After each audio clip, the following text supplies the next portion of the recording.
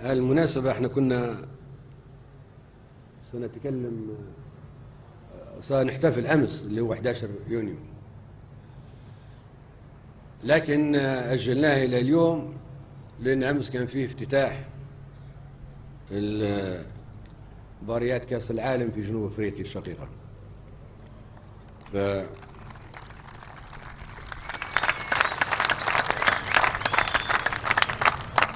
ونحن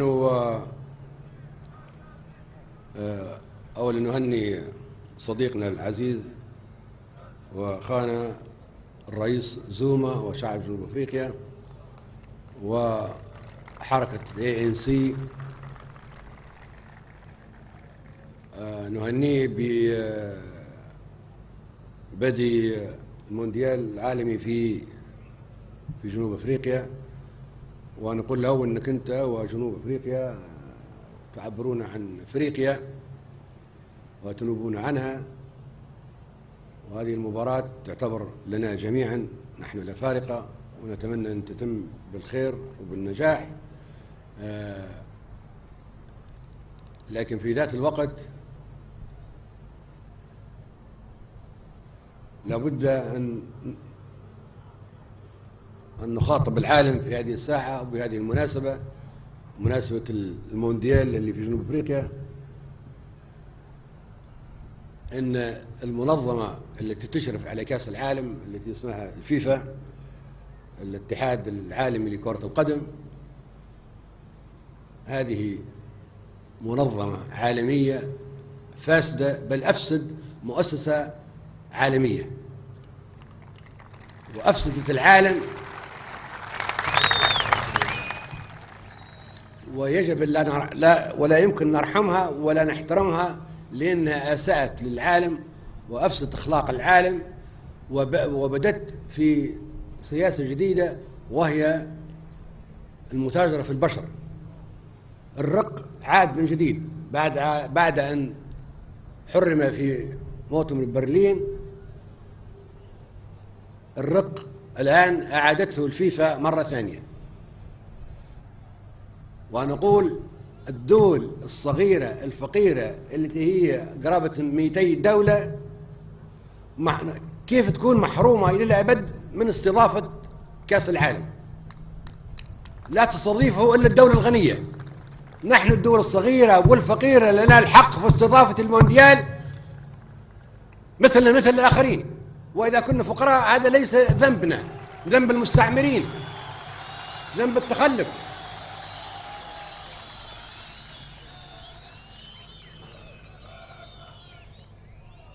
الفيفا تملك المليارات من المتاجرة في البشر ومن المباريات متاعها. يجب تساعد الدول الفقيرة على استضافة كأس العالم عندما تكون غير قادرة. انظروا إلى هذه السياسة الفاسدة التي تمارسها هذه المؤسسة الفاسدة الفيفا، وتقول أنت عندك اتصالات جيدة، عندك بنية تحتية جيدة، عندك مواصلات جيدة واتصالات جيدة، وعندك ملاعب جيدة، أنا اللي كان عندي الأشياء الجيدة هذه راني مانيش متخلف. إذا ما عندكش هذه ما تستضيفش الفيفا. الفيفا تستضيفها ألمانيا، تستضيفها البرازيل، تستضيفها أمريكا، تستضيفها اليابان. يا سلام، الفيفا هذه كأس العالم لينا كلنا. إذا كنا فقراء ما نتمتعش باستضافة كأس العالم. هذه السياسة يجب أن تحارب، وسنحاربها باستمرار، ونعلن الآن فساد الفيفا وإدانتها إدانة شديدة لأنها تتاجر في البشر. تصوروا أولاد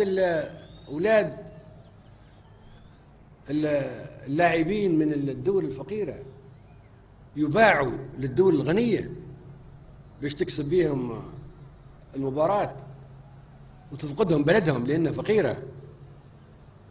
معسكرات تقام في أوروبا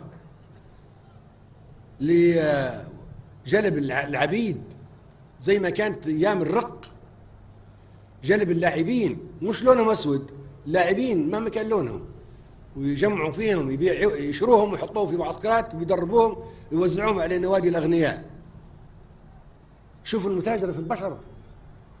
شوفوا لو ان الفيفا وصلت العالم.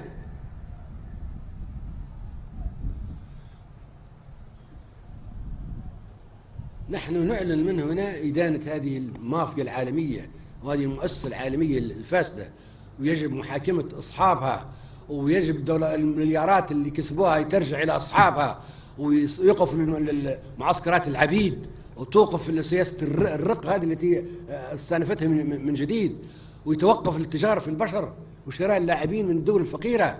والمفروض أن الدولة التي يفوز فريقها في النهاية هي التي تستضيف كأس العالم، حتى إذا كانت فقيرة. وإذا كانت فقيرة على الفيفا أن تصرف عليها من ملياراتها باش تقدر هذه الدولة تتحمل التكاليف.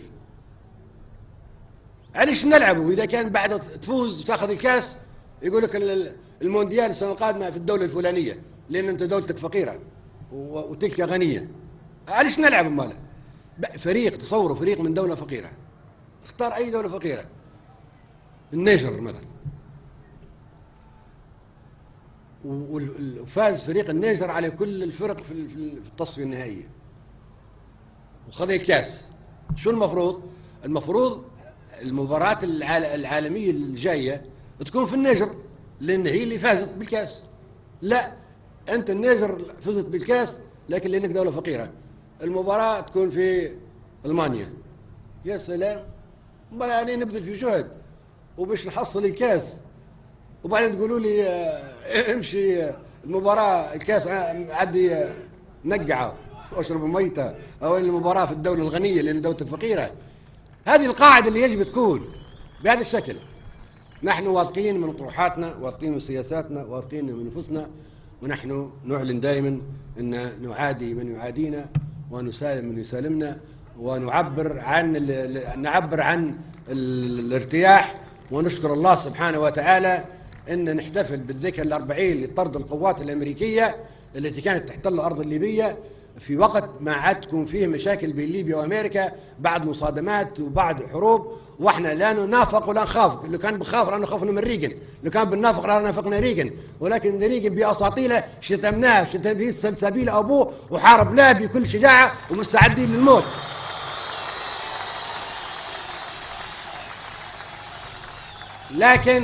لكن الأمريكا الآن وبقيادة أوباما ليست دولة معادية، ونحن الآن أصدقاء، ونحن نحافظ على هذه الصداقة، وليس لنا مصلحة في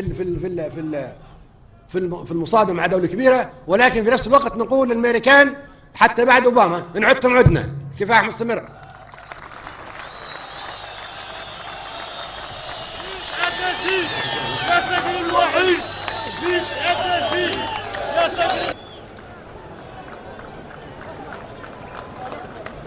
بمناسبة العيد الأربعين